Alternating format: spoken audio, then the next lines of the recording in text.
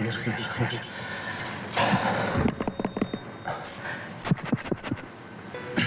بسم الله الرحمن الرحيم. ارحب بيكم مره تانية وسعيد بوجودكم وسعيد بالنقاش والحوار اللي تم خلال ال3 ايام اللي فاتوا دول.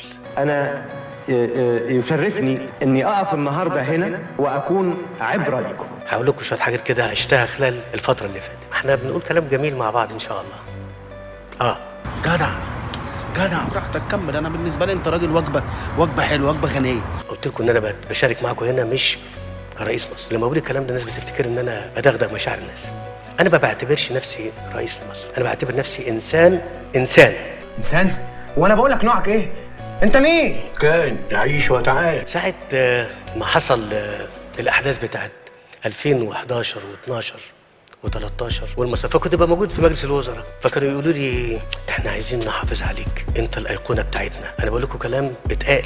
تكونش فاكر نفسك جراح وانا مش واخد بالي.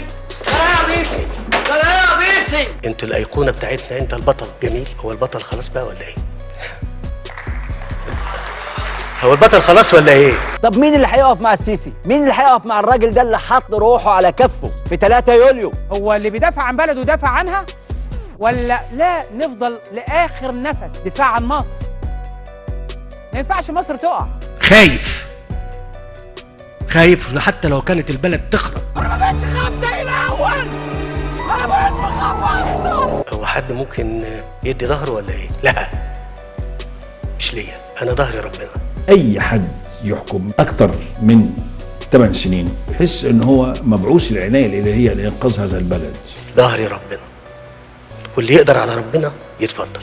لاحظي ان المصري ده الحاكم بتاعه نصف اله او اله. بنقول لك يا عم السيد، بالادب كده وبالاحترام كده تخزي الشيطان كده. قالوا لي يعني بتتكلم كتير عن ربنا ليه؟ قلت لهم حبيبي وغالي عليا، حبيبي وغالي عليا. لا يا راجل، يعني انت مبروك بقى. الله يبارك فيك. لا الله يبارك فينا كلنا، انا مش هحلك. وانا اللي شايف هو عمل ايه معاكم. طب احنا لا ممكن تكونوا شايفين، بس انا شايف اكتر. ربنا سبحانه وتعالى يقول ففهمناها سليمان، يعني هو اتى سليمان القدره على الفهم لموضوعات لا يفهمها الكثير. ففهمناها سليمان.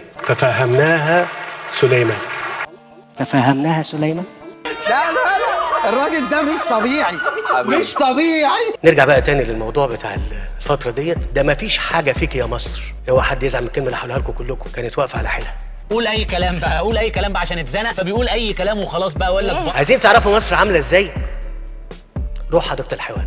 انا مسميني هنا في البلد الدايه. مسميني كده ليه؟ عشان بطلع الضحك من رحم المعاناه. حد قال لي ما تاخد الحديقه تعملها، قلت له لا. ده بتخش على الحديقه من هنا تلاقي كل الناس بتتكلم حديقه الحيوان والخضره اللي موجوده فيها والاسود الجميله. الله الله الله الله.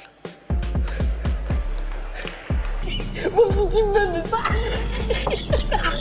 ايه ده يا جدع والله الضرب دي سبب اسري. هتنقصني. انا قلت كلام كتير، يعني انا بقول الكلام ده ملوش علاقه كتير بالمؤتمر، لكن دي البيئه اللي انا بتكلم عليها. هتتعاطف معاك. تصدق بالله؟ لا انا ما بحبكش والله العظيم، ما بحبك. مهم قوي ان انا اقول الكلمه ديت. اتعمل في تاريخ مصر كله خلال ال100 سنه ولا اكتر، بيتعمل في خلال 4-5 سنين. انا ارد عليه بحاجه واحده. ايه هي؟ لا بأمارة ايه؟ ما هو المرتبات تعبان. المرتبات ايه؟ والله العظيم انا بكلمكم من قلبي هنا. اقل من 10,000 جنيه لاي حد بيشتغل ما يعيش. عايز تقول لي ان المفروض ان احنا نزود المرتبات؟ ايوه انا عارف، بس منين؟ هو انا السبب ولا ايه؟ انا كان عليا عايز ادي المواطن 30,000 جنيه. وانا عايز مصر تكسب في كاس العالم. عادي، كلها طموحات وامان. هتقول لي طب ما تديهم.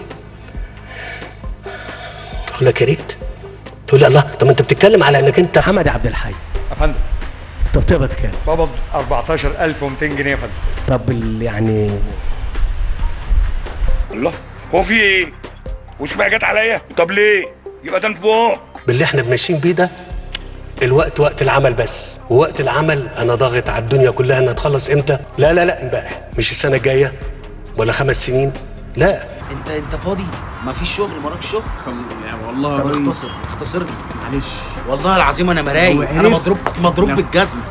حد يقول لي طب انت بتهتم بالاسمنت والحديد؟ ما تم ضخه في مصر في ال7 سنوات الماضية يعادل أكثر من تريليون و700 مليار جنيه، يعني أكثر من 100 مليار دولار بس تم استثماره في البنية التحتية. لما اتكلمنا خلال ال7 سنوات اللي فاتوا دول قمنا بمشروعات للبنية الأساسية اتكلفت 400 مليار دولار. 400,000 دولار شكلها هتولع نار. لا انا مهتم بكله، بدليل بتتكلم على انك انت بتعمل مينا ب 40 مليار. اديك اتلطيت اهو انت واهلك وبلدك كلها، وكل ده ليه؟ عشان منفض ومسقع ومترلها. انا هديكم مثال، والكلام اللي هقوله ده مش بقول كلام، ده كلام حصل. فجينا على موضوع المواني في مصر، المواني في مصر اتقال ايضا انه بتعملوا ده الترتيبات، وانا هقول اهو بشكل واضح انه اصل علينا ديون، وبالتالي الاصول بتاعه البلد هتتباع عشان سداد الديون، ومش هنقدر كمان نسدد الديون اللي علينا. المواني اللي احنا بنتكلم عليها دي اقعد انا النهارده بقى بطرحها ايه؟ تشغيل بس، حاجتي. عايز تخش تشتغل دي بتاعتي. اعتقد كده اي حد هيطلع يقول لك بعت ولا عملت ولا ايه، تبقى شبكه المواني اللي موجوده عندنا ايه اللي يحصل يا كامل؟ قول. مش عايز اقول يتخانقوا او يترجوا ان احنا ياخدوا مواني، ولكن يا فندم طالبين مواني، وان شاء الله باذن الله طبعا اقعد يا كامل. يا عم اقعد يا عم اقعد.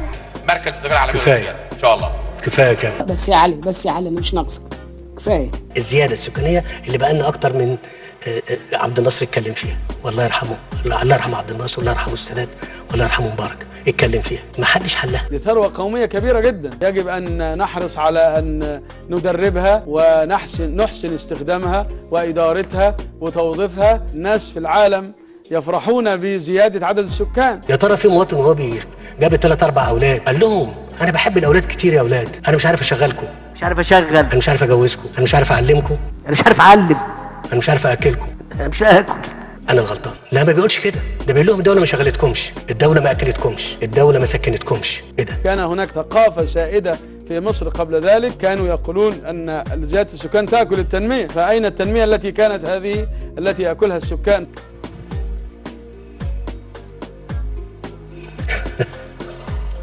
طيب فاهم؟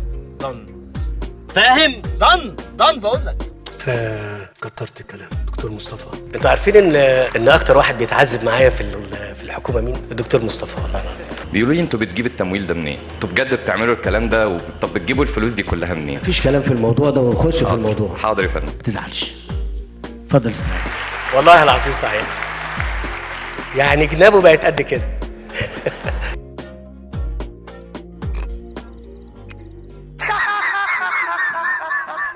برضو ايه ليه بدأنا الكلام وخد منحى مختلف عن المسار بتاع المؤتمر؟ انا هلس وعجبك قوي. لا ده تفكير ده قوي. ما انت بتموت في التفاهه.